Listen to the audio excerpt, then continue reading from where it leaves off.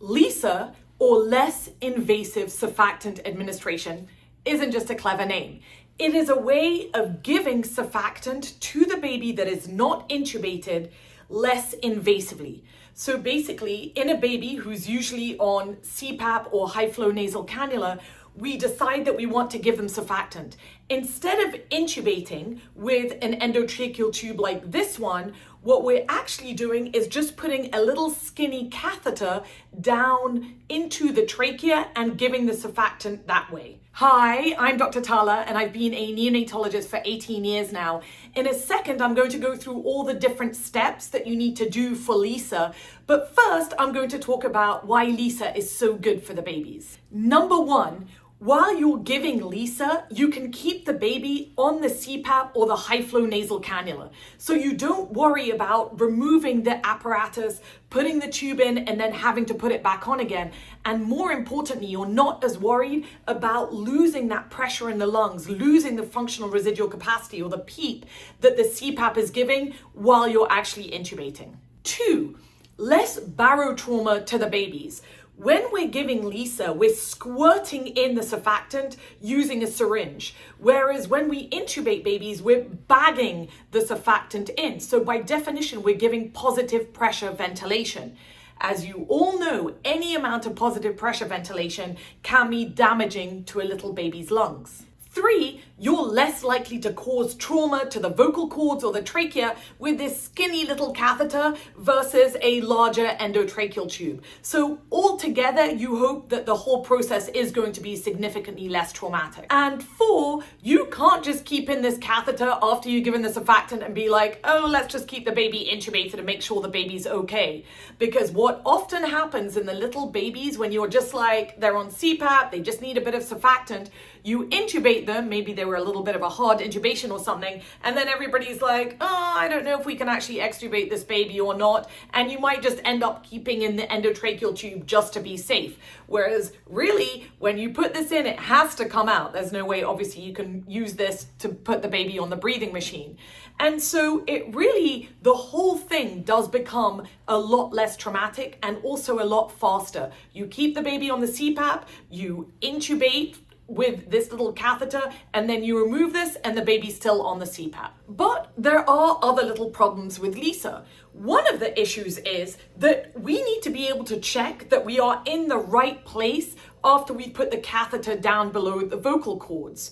Obviously, when you intubate a baby, there's lots of signs to see whether the baby is intubated. There can be mist in the endotracheal tube. You can hear bilateral breath sounds. If you're intubating for respiratory depression, you see the heart rate go up.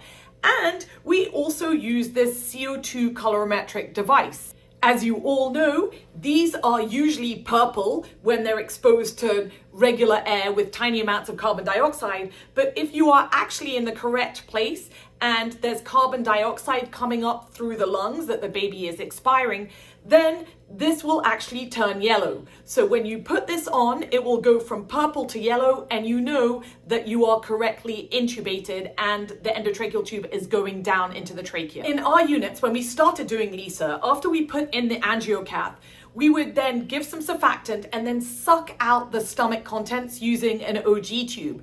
And if the surfactant was in the stomach, which means that the angiocath was in the wrong place, then obviously we'd get surfactant out. You can see why this was not ideal for so many reasons. If it really was in the stomach, you've already wasted some surfactant.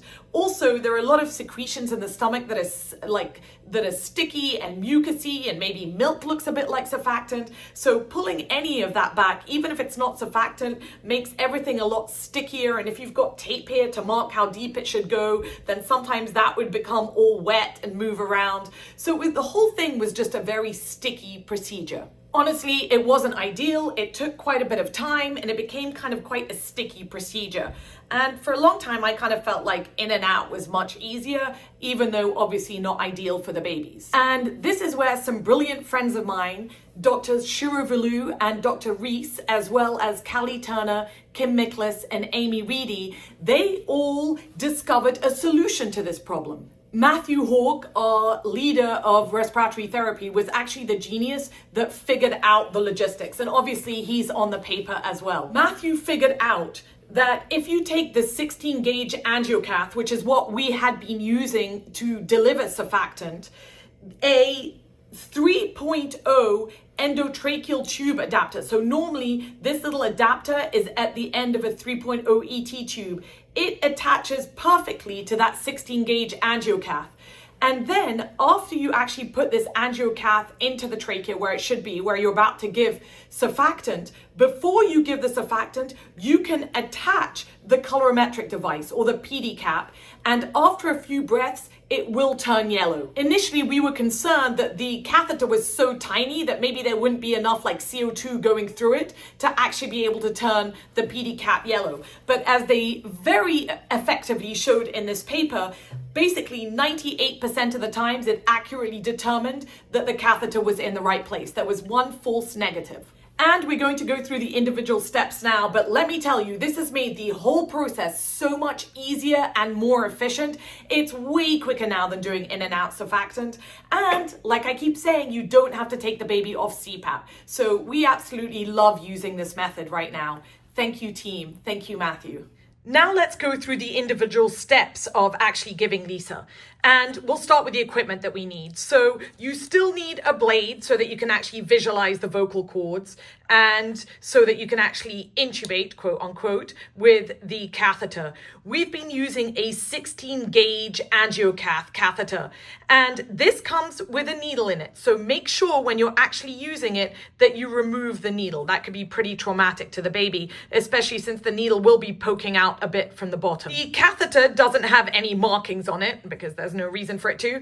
And so we also need a little bit of tape to actually mark exactly how deeply we want the angiocath to go through the vocal cords and up to the lips. Then, if we do want to use a PD cap to confirm that the angiocath is in the right place, then we need the PD cap, obviously, and this should be purple because it hasn't been exposed to any CO2 yet.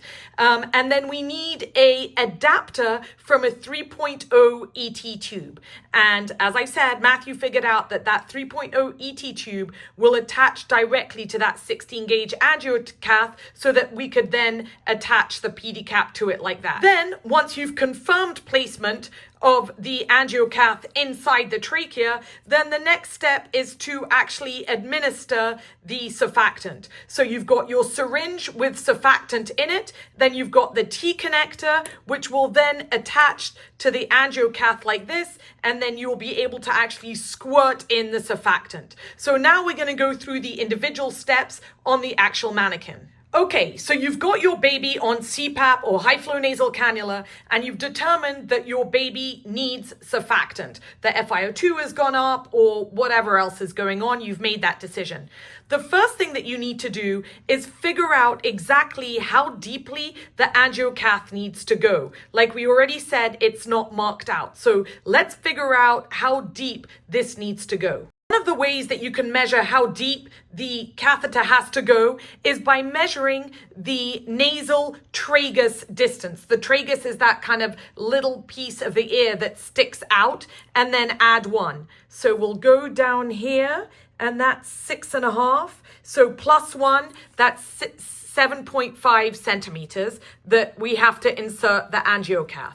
Because the angiocath isn't marked, we then have to measure 7.5 centimeters out on the tape measure and then put that little piece of plastic there so we know exactly how deep to put in the angiocath. So let me put that piece of plastic on now. Okay, as everybody knows, there's no harder thing in the world to do than to put tape on with gloves. But I just measured this out and I took my gloves off and put them back on again. And now I have put exactly how deeply this should go.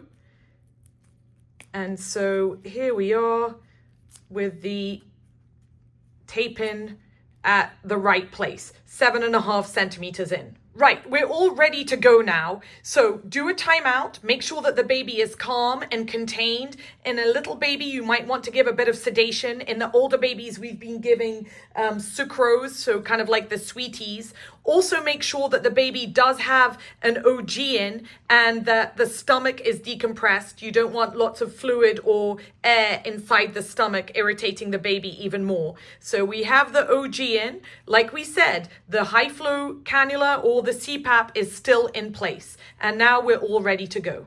Okay, so now we're ready to actually insert the catheter. So using the laryngoscope, I will intubate with the catheter.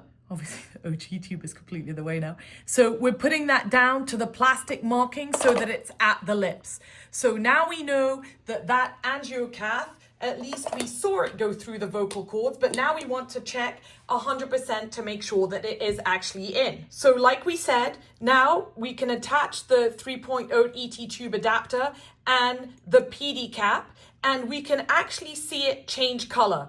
Normally, it can take kind of 4 to 5 breaths before it changes color.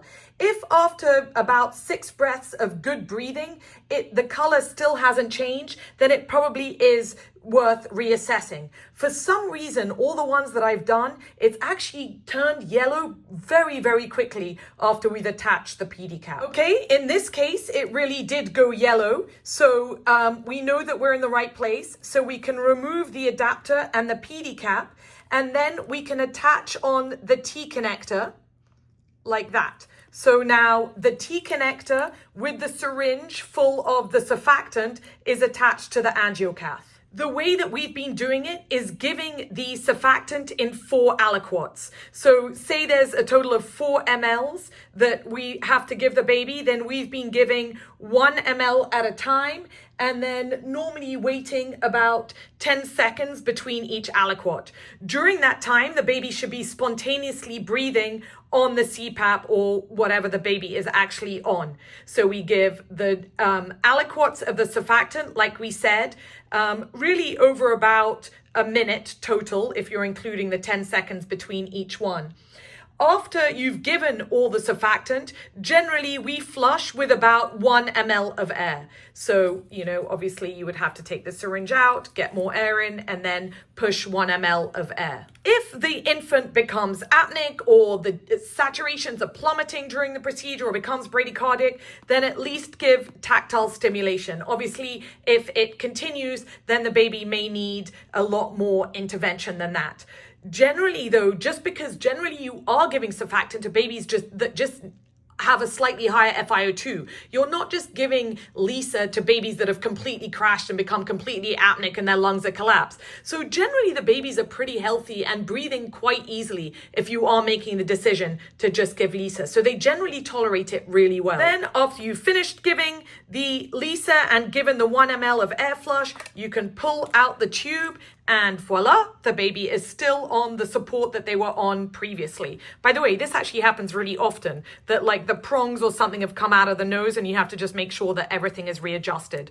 Obviously, during the procedure, you should be documenting the minimum heart rate, minimum SATs and everything, and just making sure that the baby is carefully monitored so that they are doing fine through it. Sometimes it takes a little bit longer for the FiO2 to come down after Lisa compared to in and out. So give it kind of like an hour or so before you expect the FiO2 to start coming down on the baby. And that's it. Again, so straightforward. Thank you so much again to Dr. Reese et al. Thank you so much for Matthew for figuring out the 3.0 ET tube adapter. It really has made this entire process so much quicker.